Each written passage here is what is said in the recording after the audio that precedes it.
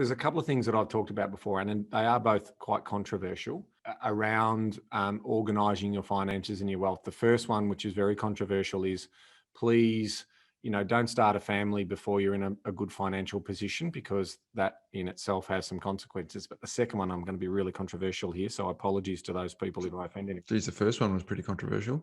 I know. Well, the second one is, if you're looking to buy a property with a partner and that relationship isn't built on a solid foundation, that's also potentially going to be a financial disaster if the relationship isn't going to be everlasting. And I say that with utmost respect for people, but if they think that, owning a home or having a child is going to fix their relationship, that's ultimately not going to end well. So I encourage people who are looking to buy property. And I say this because we get the privilege of working with lots of people, and we see divorces and we see separations and we see all of those things that happen. So, if you're feeling like the relationship's stagnant, don't necessarily mean you have to go out and buy a property.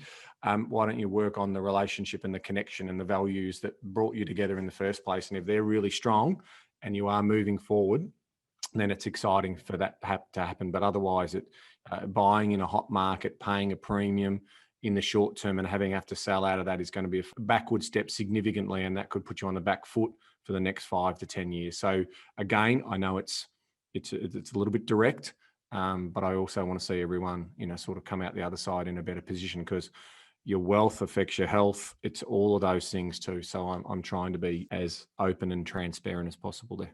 Mate, you're the village elder. You're trying to pass on some wisdom for someone who's at a life cycle where you've seen a bit of stuff. So I don't think there's any problem with that. And I think the recycle cost is really what you're saying there. It's not like you're buying a car together.